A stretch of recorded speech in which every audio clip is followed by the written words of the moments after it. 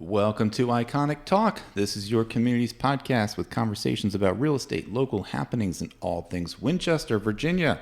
I'm Mark Francis, a local realtor, broker, and owner at Icon Real Estate. I am always excited to share everything that I love about Winchester with you. I definitely want you to be an informed, savvy real estate consumer in today's ever-changing market.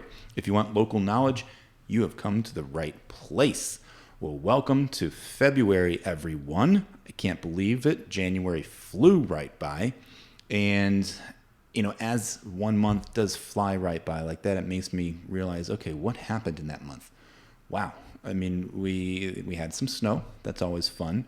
And is reflecting back on my opening episode for the year of the whole New Year's resolutions.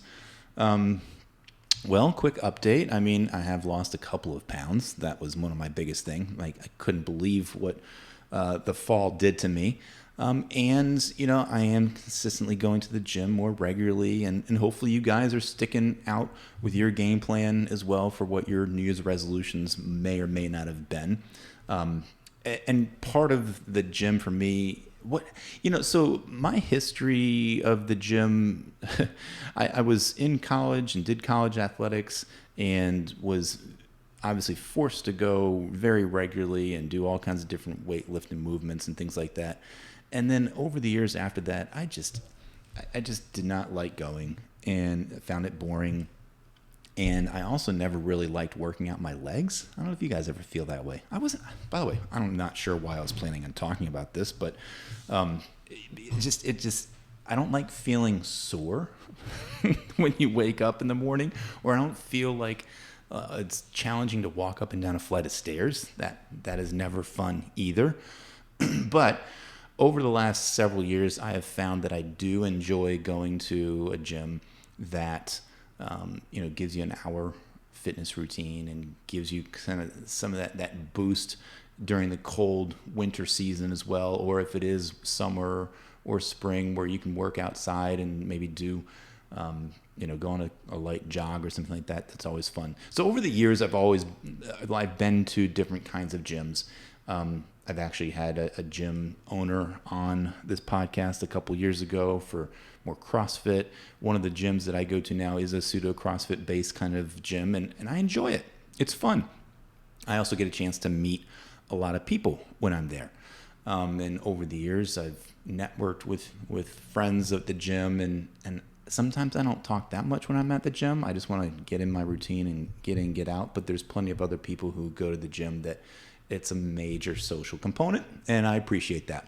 Well, one of the people that I've met years ago at a gym, her name is Mandy, and she is an owner of a gymnastics facility here in town. And part of what I love to do with Iconic Talk is not just chat about real estate or real estate trends or market updates. That's all good and well, but I want to give you, the listening audience, a full exposure and experience to what Winchester, Virginia has to offer. And part of that, I mentioned New Year's resolutions, I mentioned gym. That's more adult activities. Gymnastics, at least for where Mandy is with East Coast Gymnastics and Cheer, is meant for kids. And so you think about it, kids have energy. Kids have the doldrums of winter where they're just waiting to go outside to play in the snow. Well, if it's not that much of a snowy season, it's challenging. And so how can kids have that outlet? How can kids have the opportunity to get more exercise, get away from their devices, and engage with other kids their same age and meet friends? And so I liken my gym experience to what East Coast Gymnastics has to offer.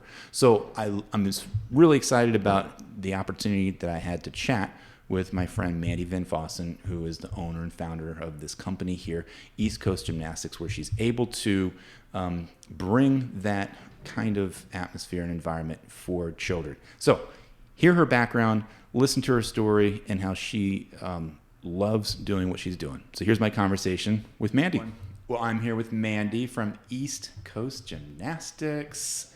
and cheer. You have to add in the cheer there as well. How are Yes, you? sir. I'm great. Thank Awesome. you. I'm so excited to have you here because we love to share with the community things that are happening around town. And what better way to promote things in the cold, dark days of winter than indoor activities. So Absolutely. here we are. So before we dive into just even gymnastic stuff, I just got to get to know you a little bit more. So where did you grow up? Where are you from?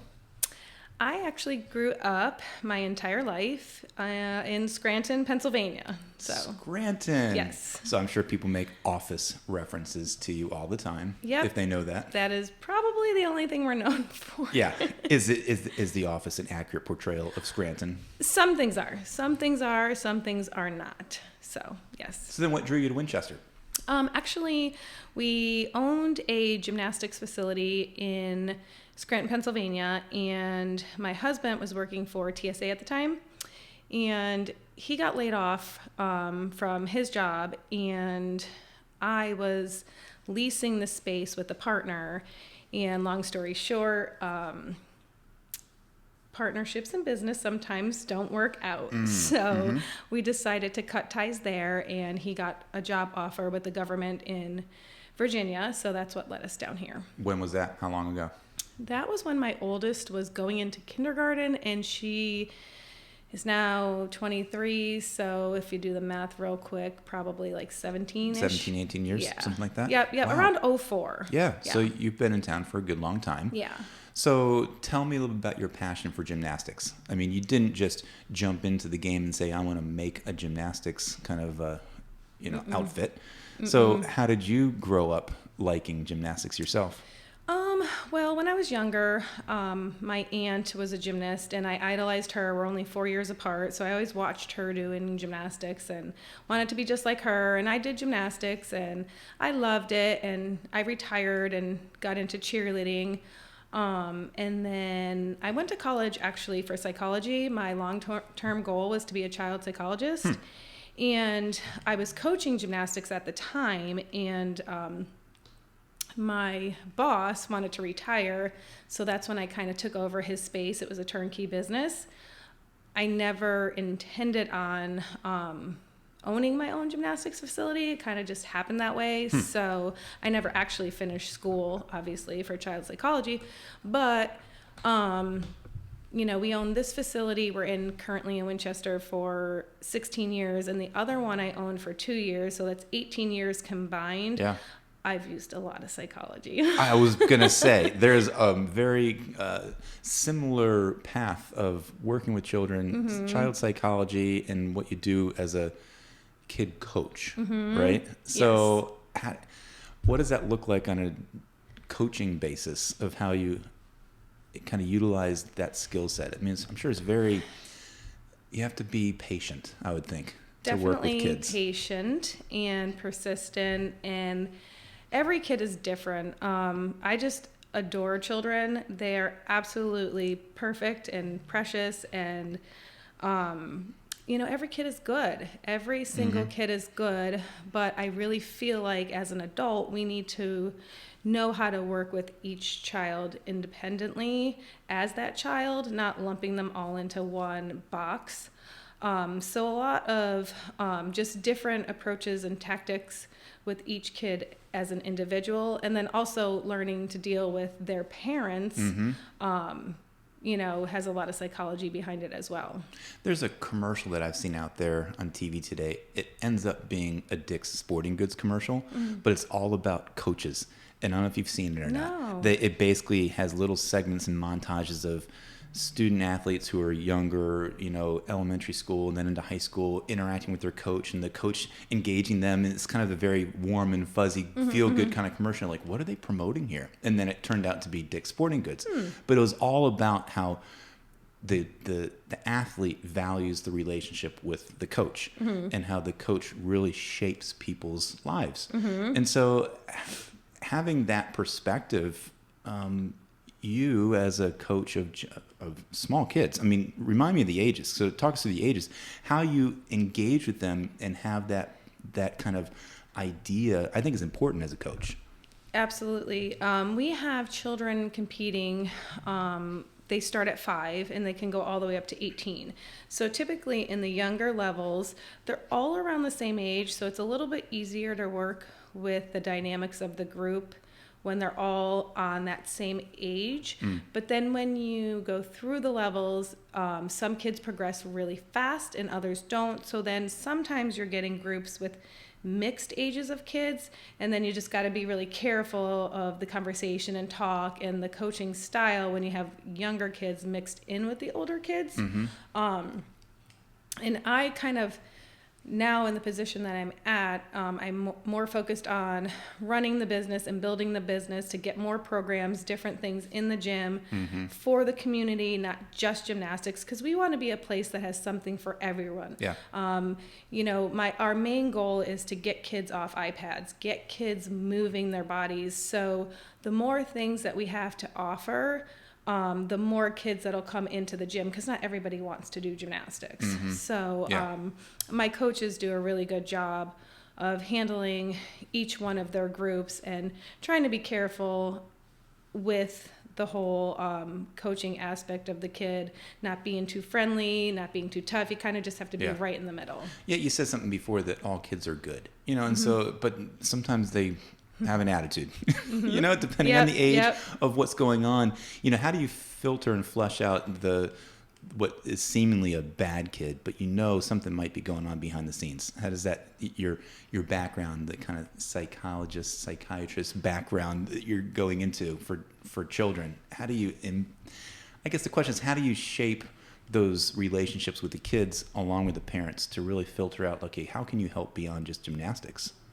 I think it's just kind of getting to the root of what is going on. Like if you have an extremely hyper kid, maybe they seem unfocused, then we have a conversation with the kiddo and try to get it right. And if we can't get it reined in, then, you know, the second or third time around with the same issue, we'll bring the parent in and we'll have a conversation together to see if we can figure it out. Because we couldn't figure it out, you know, athlete to coach, then we bring the parent in to try to figure it out. And a lot of times it could be they're overwhelmed at school, or just as an example, yesterday I knew one of my athletes seemed off, and I was like, hey, what's going on? She's like, I'm sorry, I just had a really bad day at school. People were picking on me. She's a middle school age kid. And I said, well, you know what? As long as you told your mom and your teachers at school, you're here now, you're safe here, nobody's going to pick on you, nobody's going to bully you here. Let's focus on gymnastics and let the rest stay out the door. It's like an outlet for them as well. It is. Yeah. It is. That's great. So you have the ranges of basically 5 to 18, you said. What goes on when kids show up? What kind of classes, what kind of coaching happens? Because it's just things for fun, but then you're also training for different meets as well, where you're actually competitive. Yes. So on a daily basis, we're open from 9 o'clock in the morning until 9 o'clock at night. We have a Christian academy that runs from 8:30 a.m. until 3 o'clock p.m. So they're in a one-room schoolhouse. I compare it to like Little House on the Prairie, and it's really cool. And again, it's just something different for people who are looking for something different. So we do have that running during the day. And then we also have mommy and me classes where, you know, moms can come in and do a class with their little one. You know, they're like 18 months to 3 years old. Then we have preschool classes running, so that way mom can let the kid do their own class. They could sit in the lobby, go to Starbucks, just have some quiet time. So that's the daytime. But between 4 and 8, it's pretty much organized chaos. We run about 14 groups and 10 class kids at one time. And there's like 8 kids in a group. So it's very strategically planned to the minute what we're doing every minute in the gym. So we'll have 3 and 4-year-old classes. We'll have regular gymnastics classes. We have cheer, like recreational cheer classes, and we have American Ninja Warrior type training, if you saw the TV show. Yeah. So we train for that, and that's all recreational. But then we do have the groups for cheerleading, gymnastics, and Ninja Warrior training that are more serious. They go to competitions, so their training is just it's a lot more strenuous than the kids just coming in to burn some energy and, have some fun. Yeah. And especially this time of year, energy needs to get spent. You know? Just being in school for a kid is not getting out the energy. It's probably making more tension. So it's an opportunity for the parents to engage with you and say, okay, here, let them burn some steam. Yes. But it goes from just, again, I love the variety of just burning steam and getting out all the crazy out of kids to competitive coaching and actually going to different events. What do those meets look like? And where are they? Yeah, sure. Our gymnastics and cheerleading and Ninja Warrior competitions are all over. Typically, we try to keep them within a 3-hour radius. Sometimes regionals can go a little bit further, but for the regular competitions, we try to keep the Manassas area, Chantilly, Pennsylvania, West Virginia, Maryland, but within a 2-mile radius. Last year we did a gymnastics competition in South Carolina that was really cool. We brought home a couple of our teams brought home some first, second, and third place banners, things like that. So that was really exciting. But because of expenses and time and things like that, I try to keep it more local for the parents, so it's not so hard on their pocketbook. So then you add cheer component to it. Have you, as a organization, always had cheer, or is that like a newer addition for you guys? So we had cheer several years ago. It might have been 6 or so years. But the thing with that is we kept on running out of space. So that was the thing. It was, gymnastics was our bread and butter, and we tried to have cheer, and we had a really great run at it, but then we ran out of space. So when we moved our facility to the Gateway Plaza, we were able to reconsider the competitive cheer aspect of it now. So now the ninjas have their own area. The gymnastics has 2 floors, so it's way more flexible to have a competitive cheer squad, because they only use the floor, whereas our gymnasts kind of rotate around. So that was the thing at the old gym. We only had 1 floor. Yeah. And I went to my very first competitive cheer competition in Richmond just a couple months ago, just before Christmas, with my niece. They're intense. Yeah. Like we're talking like intense kids and intense parents for these competitions. So I sympathize with the energy that is in your building almost every single day. Yes. Yeah, it's wild. And cheer competitions are very different than gymnastics competitions. Gymnastics competitions are more subdued, and there's no like that the whoa, all that's the cowbell, it's just completely different energy, but both very cool in different ways. Needing to hype each other up. So what are you looking forward to with the Olympics coming up here we're so this summer? excited. We have so many fun things for the kids planned as far as camps and activities and things like that, and it puts a special sparkle in the air when it is an Olympic year, because all of the kids just watch, the big flips on TV, and they just dream of being the next Simone Biles or whatever. And we get a chance to help foster that dream. So it's really cool. Do you think she's going to actually be competing? Is that what the word on the street is? Have you been following? I don't know. We'll see. She's a beast, though. I've never seen anything like that. Yeah, she's definitely easily best of all time. Oh my gosh, right? Incredible. Yeah. Incredible. Well, I want to just give you an opportunity also to kind of plug how they can find you, and kind of talk what makes sense about rates, like an hourly kind of thing, or joining a team, or joining a competitive gymnastics squad. What does that look like to get plugged in? Yeah, sure.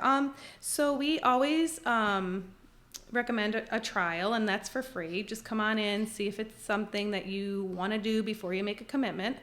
Right now, for the month of January, there's a couple more days left, we're offering a free registration. So that's usually $60 for the year. And then the monthly tuition for a 1-hour class, for all of our 1-hour classes, no matter what you choose to take, is $116. And you can flip-flop, say, you started in gymnastics and then you want to switch to ninja. You can do that as long as you call in with the office. We have makeup classes if the child ends up sick or has a school activity and they need to miss. You can make the classes up that you do miss. Now, the competitive teams, we have tryouts. So that's a little bit different. That does get into more of a commitment because they train anywhere from 4 to 16 hours a week. So then that's a little bit more of a price increase for that. But how many coaches and how many staff do you have right now? We have about 35 coaches. Wow. Yeah, we have a large staff, which they're all, I can't say enough great things about our staff. We try to work one team, one mission. Most of them have full-time jobs, and they're doing this because they love children and they love the sport. So when you're getting people that are doing things from the heart, is just a really cool thing to see.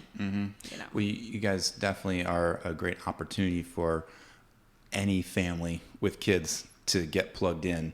Are there certain things that you like to get plugged into with our community? I know you mentioned that before too. So just kind of last thought, just like what things coming up this year can we find with East Coast Gymnastics of how you might be partnering with other community opportunities? That's a great question because we do love to be out in the community as much as possible. The tricky part is covering all these things, but we definitely do. There's a health fair at the mall we always do. We do the Christmas parade all the time. We are doing a fundraiser coming up pretty soon for St. Jude. We like to do one big fundraiser a year to give back to St. Jude. That's one of my favorite organizations to give to. Just anything and everything that we can do to be out in the community, we'll take a look at.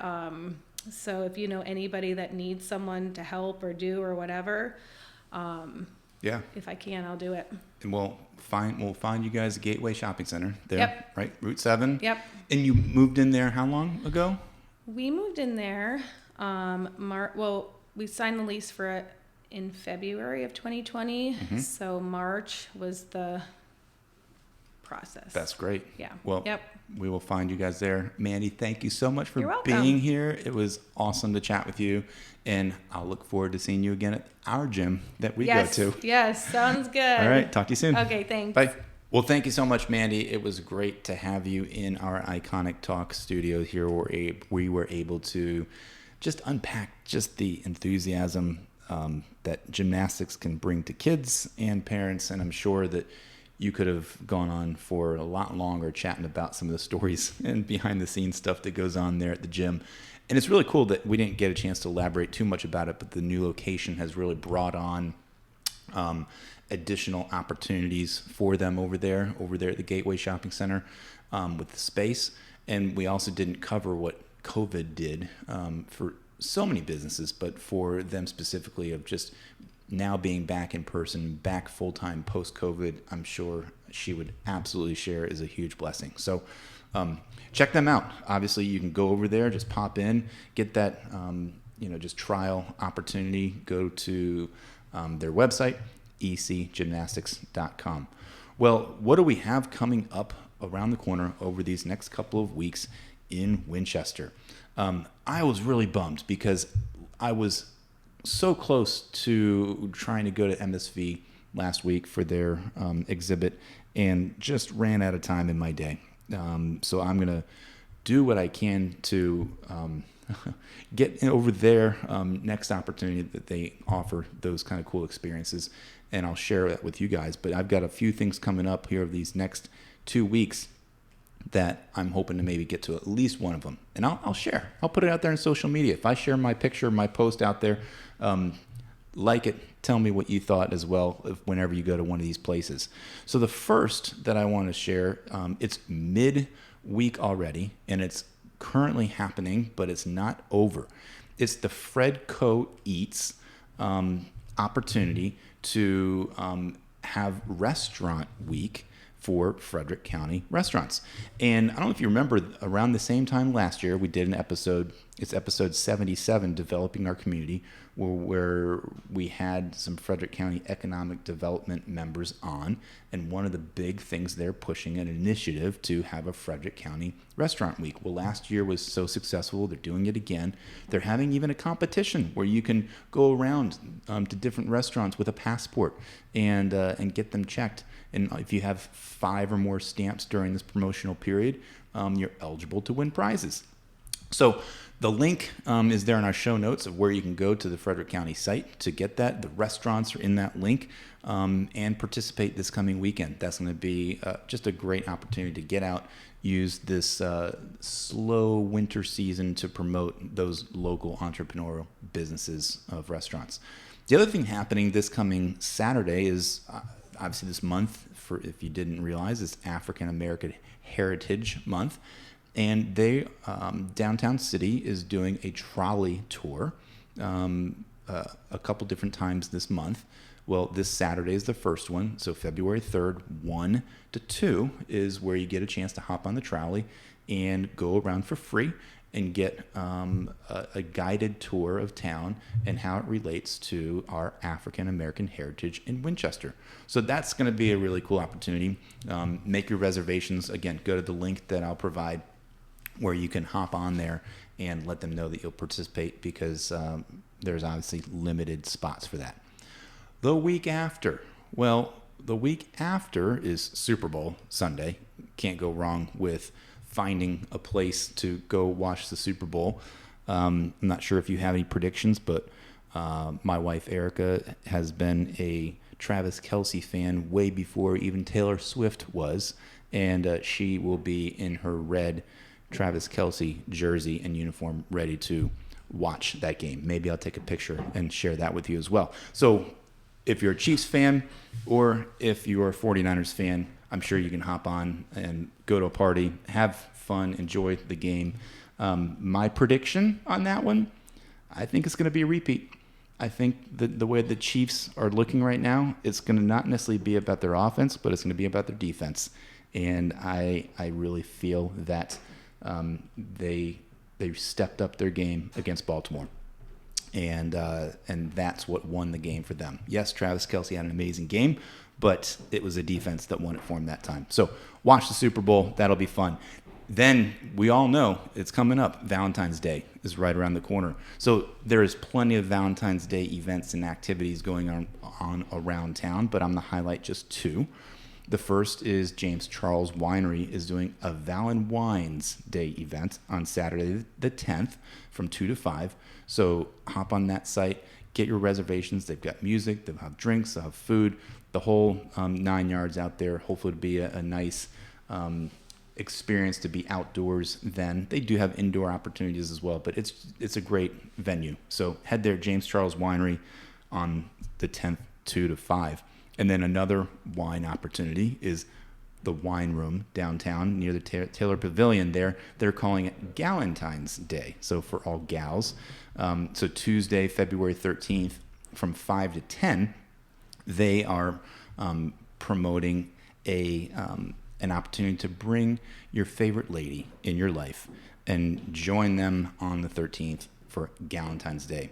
They're going to have an array of sparkling wines and champagnes and cocktails with all kinds of different pink flares, I think is what they're going to be doing, with dinner specials and fabulous desserts like normal. So head there to the Wine Room for Valentine's Day, or just take your special person out on Wednesday, Valentine's Day, until we do chat again.